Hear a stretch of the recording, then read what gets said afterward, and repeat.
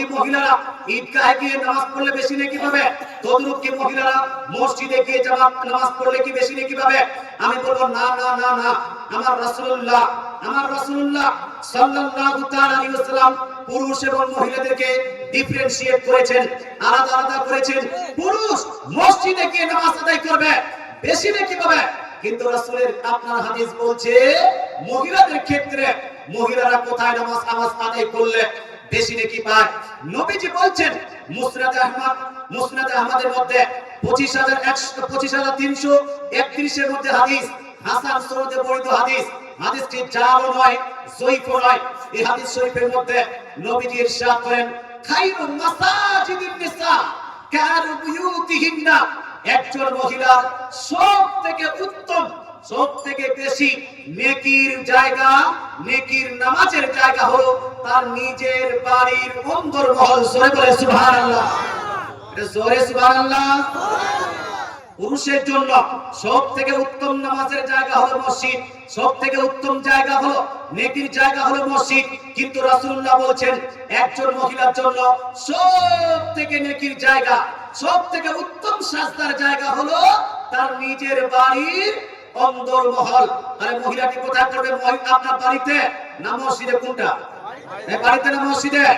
আরেকটা হাদিস শোনাই। দয়ার নবী মায়ের নবী ইরশাদ করেন, হাদিস শুনবেন, মুসনাদে আহমদ হাদিস নাম্বার 25300 আপনার 54 এর মধ্যে হাদিস কানে এইভাবে লিপিবদ্ধ আছে। হাদিসটি জালও নয়, যঈফও নয়। হাদিসটি হলো হাসান সনদে বর্ণিত হাদিস। দয়ার নবী মায়ের নবী ইরশাদ করেন, খায়রু মাসাজিদিন নিসা কানু বিয়ুতিহিন্না।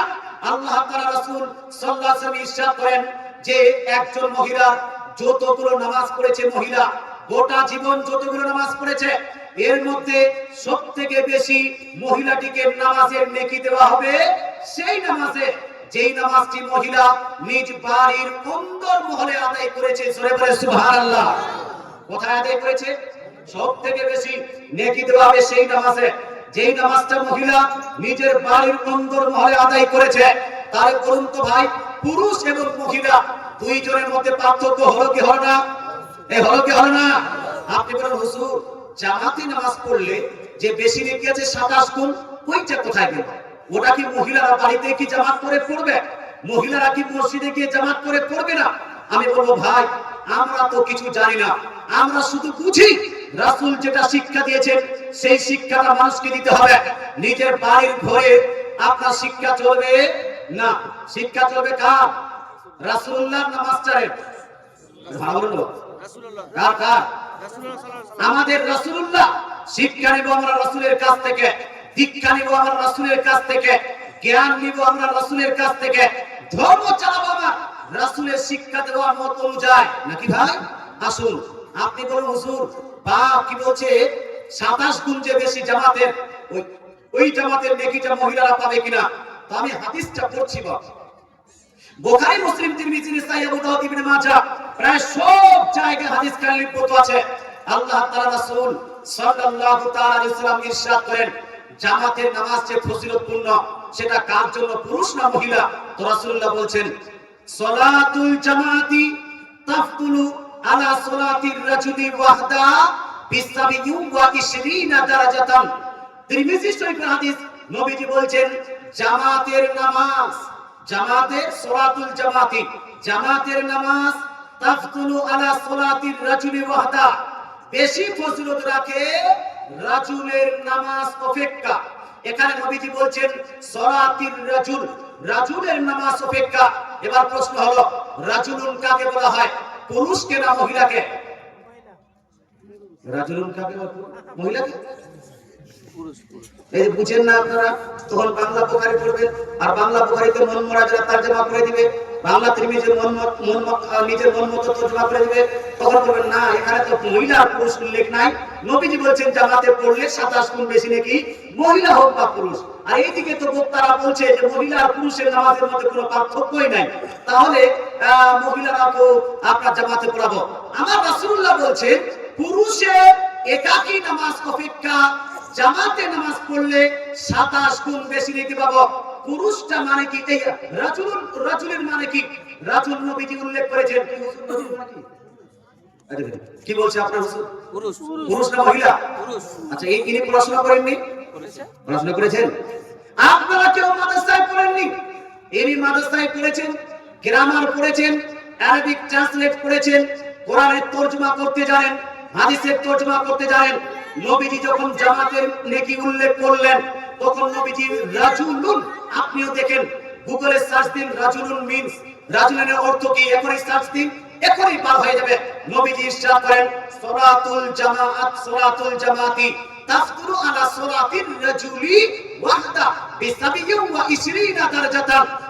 রাজুলুন বলেছেন, অর্থাৎ নবী বলছেন পুরুষের একাকী নামাজ পড়া অপেক্ষা জামাতে নামাজ পড়লে পুরুষের জন্য 27 গুণ বেশি নেকি আছে। জোরে বলেন সুবহানাল্লাহ, জোরে সুবহানাল্লাহ।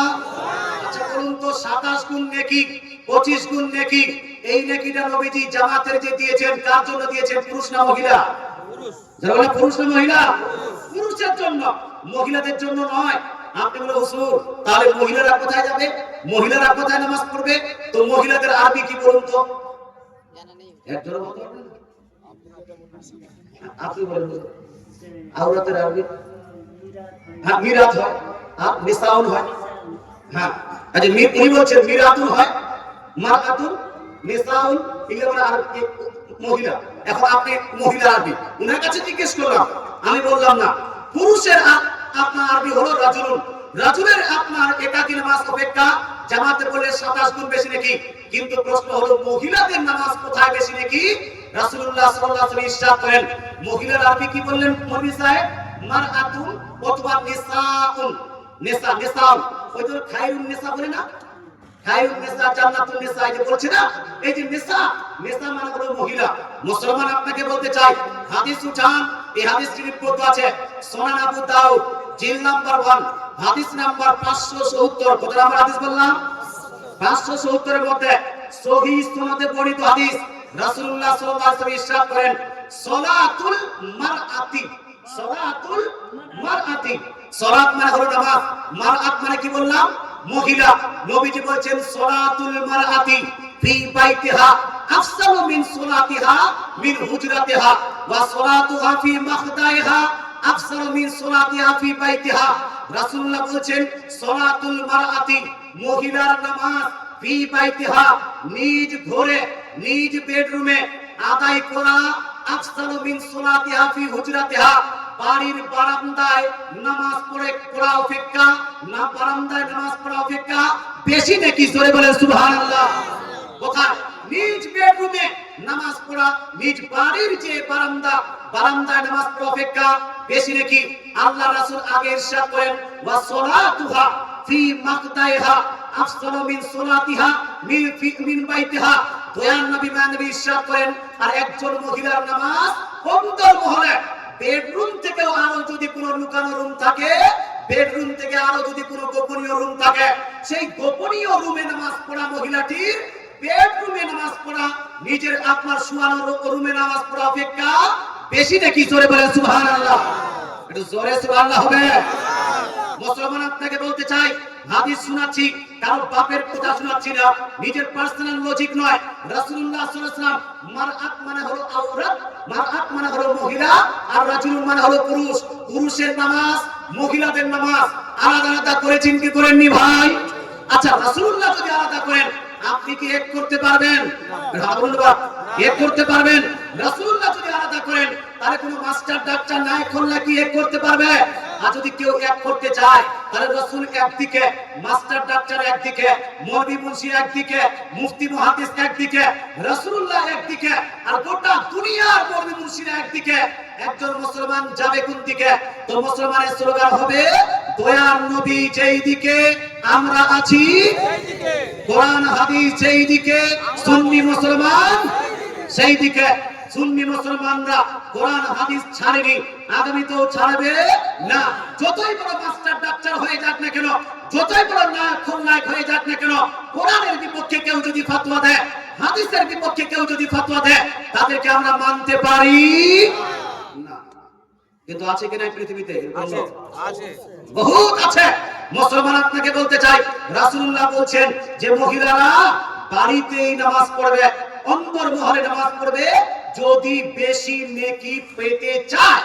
আর পুরুষরা বাড়ি ত্যাগ করে মসজিদে যাবে, পুরুষের নামাজ আলাদা, মহিলাদের নামাজ আলাদা। আচ্ছা, আরেকটা হাদিস শোনাই, জামাতে পড়লে নেকি পাবে বেশি, মহিলারা না বিনা জামাতে পড়লে বেশি নেকি পাবে। শুনুন, আল্লাহ তাআলা রাসূলের দরবারে এক মহিলা এসে উপস্থিত হলেন। দেখেন, প্রারম্ভিক ইসলামিক যুগে, আচ্ছা মনোযোগ সহকারে শুনছেন, আলোচনা কি ভালো লাগছে? যারা যারা বুঝতে পারছেন তারা একটু হাত তুলে বলুন তো ইয়া রাসূলুল্লাহ। মাশাআল্লাহ। প্রারম্ভিক ইসলামিক যুগে যখন নবীজি ইসলাম প্রচার শুরু করলেন, সেই সময় মহিলাদেরকে শেখানোর জন্য আলাদা কোনো শিক্ষক ছিল না। মহিলাদেরকে বাতানোর জন্য, নামাজের আহকাম বাতানোর জন্য আলাদা কোনো শিক্ষক ছিল না। তাই রাসূলুল্লাহ সাল্লাল্লাহু আলাইহি ওয়াসাল্লাম যেহেতু মসজিদে নববীতে শিক্ষা দিতেন, মহিলাদেরকে ওই জায়গাতে আসার অনুমতি দিয়েছিলেন। কথা বুঝে গেল? অনুমতি দিয়েছিলেন। মুসলমান, আপনাকে বলতে চাই, পুরো প্রারম্ভিক ইসলামিক যুগে মহিলারা মসজিদে নববীতে গিয়ে শিক্ষাও নিতেন, নামাজও পড়তেন। কিন্তু যখন মহিলারা শিক্ষিত হয়ে গেলেন, সাহাবায়ে কেরাম শিক্ষা দেওয়ার মতো উপযুক্ত হয়ে গেলেন, তখন রাসূলুল্লাহ বলছেন মহিলারা বাড়িতেই নামাজ পড়বে, মহিলারা বাড়ির ঘরে নামাজ পড়লে বেশি নেকি পাবে। এই কথা শোনার পর আপনার সাহাবায়ে কেরাম মহিলাদেরকে মসজিদে যেতে নিষেধ করতে লাগলেন। না না, মসজিদে নয়, তুমি বাড়িতেই নামাজ পড়ো, কারণ বাড়িতে পড়লে তুমি নেকি বেশি পাবে। মহিলাদেরকে যখন আটক করা হলো, মুসলমান মহিলারা আছে না, ওরা যাবে আমরা যাবো না, কেমন কথা? তোমরা যাচ্ছ আমরা যাবো না, কেমন কথা? না, আমরাও যাবো, রাসূলুল্লাহর পিছনে নামাজ পড়বো, রাসূলুল্লাহর পিছনে নামাজ পড়বো। মুসলমান মহিলারা যখন এই অবজেকশন করতে লাগলেন, মহিলারা একত্রিত হয় রাসূলের দরবারে উপস্থিত হয়েছিলেন রাসূলকে অবজেকশন দেওয়ার জন্য। হে মুসলমান, হাদিসটি কোথায় লিপিবদ্ধ আছে? হাদিসের নাম্বারটাও নিয়ে নিন। সহিহ মুসলিমের রাইটার ইমাম মুসলিম রাদিয়াল্লাহু তাআলা আনহু, ওস্তাদ, শিক্ষক, আপনার মুসান্নাফ ইবনে আবি শাইবার মধ্যে হাদিসের কিতাব, হাদিস নাম্বার 7620। কত নাম্বার হাদিস বললাম? 7620। হাদিসের সনদ হলো হাসান, হাদিসটি জাল না সহিহ না। এই আপনার মহিলারা যখন নবীজির কাছে উপস্থিত হলেন, তোর মধ্যে একজন মহিলাকে আপনার করা হলো, তার লিডার নিযুক্ত করা হলো, যে আমাদের পক্ষ থেকে আপনি কথাটা বলবেন নবীকে। ওই মহিলাটির নাম ছিল উম্মে হুমায়দ। কি নাম? উম্মে হুমায়দ। এই উম্মে হুমায়দ নবীজির দরবারে উপস্থিত হয়ে আরজ করেন, ইয়া রাসূলুল্লাহ, ইয়ামনাউনা আসওয়াজুনা আন নুসাল্লিয়া মা'আকা। ইয়ামনাউনা মানে নিষেধ করা। আসওয়াজ এটা হলো বহুবচনের এক বচন হলো যৌজ। যৌজ মানে হলো স্বামী। আসওয়াজুনা আমাদের স্বামীগণ।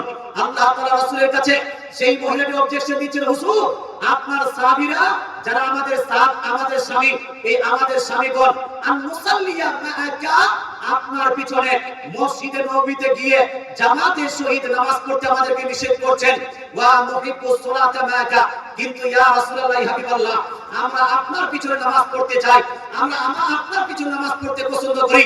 হুজুর আমাদের স্বামীরা নিষেধ করছেন, আমরা আপনার পিছনে নামাজ পড়তে চাই। হুজুর আপনার সাহাবীরা আমাদেরকে নিষেধ করছেন মহিলাদেরকে, কিন্তু হুজুর আমি আপনার পিছনে নামাজ পড়তে চাই আমরা মহিলারা। হুজুর এই অবস্থায় করব কি? রাসূলুল্লাহ কি বলেছিলেন? তোমার স্বামীকে মানতে হবে না, তোমাদের পুরুষকে মানতে হবে না, চলে আসো আমার পিছনে নামাজ পড়তে।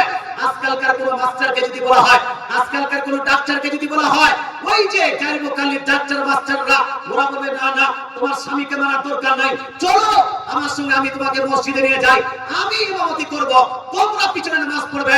মুসলমান এই করে করে যেখানে মহিলারা জামাতে পড়তো না, সেখানে আস্তে আস্তে জামাতে চালু হয়ে গেছে। যেখানে মহিলারা ঈদগাহে যেত না, সেখানে আস্তে আস্তে ঈদগাহে যাওয়া চালু হয়ে গেছে। যেখানে মহিলারা মসজিদে যেত না, সেই জায়গায় মসজিদে যাওয়া চালু হয়েছে। আজকালকার মাস্টার ডাক্তার এই কথা বলে, কিন্তু আজ থেকে প্রায় 1500 বছর পূর্বে আমার রাসূলুল্লাহ যার হাদিসটা আমরা ফলো করি, যার কথাটা আমাদেরকে মানতে হবে, যার ধর্ম আমরা মানি, যার আমরা উম্মতি বলে স্বীকার করি, সেই রাসূলুল্লাহ ওই মহিলাদেরকে আপনার সমাধান দিচ্ছেন। কি সমাধান? রাসূলুল্লাহ বলছেন, সালাতুকুন্না ফি বুয়ুতিকুন্না আফসালু মিন সালাতিকুন্না ফি হুজারিকুন্না ওয়া সালাতুকুন্না ফি হুজারিকুন্না আফসালু মিন সালাতিকুন্না ফিল জামাআতি। বলছেন, ওহে আমার মহিলা সাহাবীরা, শুনো, মহিলাদের জন্য, তোমাদের জন্য নিজের ঘরে, বেডরুমে, লুকানো রুমে, পার্সোনাল রুমে নামাজ পড়াটা তোমাদের জন্য বাড়ির বারান্দায় নামাজ পড়া অপেক্ষা বেশি নাকি? আর বাড়ির বারান্দায় নামাজ পড়া মসজিদে এসে জামাতের সহিত নামাজ পড়া অপেক্ষা বেশি নাকি? জোরে বলে সুবহানাল্লাহ। আল্লাহু আকবার। ইয়া রাসূলুল্লাহ জিন্দাবাদ জিন্দাবাদ। মুসলমান সমাধান দিয়েছেন কে? রাসূলুল্লাহ। মুসলমান বলুন তো নবীজি কি বললেন? আচ্ছা বলেন তো, এখন এই নবী সাহেবের পিছনে নামাজ পড়লে বেশি নেকি পাওয়া যাবে না রাসূলুল্লাহর পিছনে নামাজ পড়লে বেশি নেকি? কোনটা? রাসূলুল্লাহর পিছনে। এই কার পিছনে? রাসূলুল্লাহর পিছনে। রাসূলুল্লাহ। একজন মাস্টার, একজন মৌলভী, একজন মুন্সি, এদের পিছনে নামাজ পড়লে বেশি নেকি না রাসূলুল্লাহর পিছনে নামাজ পড়লে বেশি নেকি? কোনটা বাবু? রাসূলুল্লাহ। রাসূলুল্লাহ। রাসূলুল্লাহর পিছনে নামাজ পড়লে বেশি নেকি, অথচ রাসূলুল্লাহ বলেছেন আমার পিছনে জামাতের সহিত নামাজ পড়ার থেকে মহিলা তোমার নিজের ঘরে নামাজ পড়লে বেশি নেকি পাবে। জোরে বলে সুবহানাল্লাহ। পৃথিবীর যিনি শ্রেষ্ঠ ইমাম, পৃথিবীর যিনি শ্রেষ্ঠ ইমাম, শ্রেষ্ঠ রাসূল, শ্রেষ্ঠ নবী, সেই নবীর পিছনে নামাজ পড়ার থেকে যদি একজন মহিলার বাড়ির ঘরে নামাজ পড়লে বেশি নেকি হয়, তাহলে সেই ঘরের মহিলাটাকে টেনে মসজিদে বা ঈদগাহে নিয়ে গেলে মহিলাদের নেকি কম করা হলো না বেশি? কম করা হলো। এই কাজটা ওয়াহাবিরা করতে পারে, মহিলাদের প্রতি অত্যাচার আপনার ওয়াহাবিরা করতে পারে, দেওবন্দিরা করতে পারে, কিন্তু সুন্নিরা কোনোদিন এটা করতে পারে না। এই জন্য মা বোন না মসজিদে যাবে, না ঈদগাহে যাবে, না বারান্দায় নামাজ পড়বে, সব থেকে বেশি যেখানে নাকি নিজের আপনার ঘর, নিজের পার্সোনাল রুম, সেখানেই নামাজ পড়বে। কি দাবি?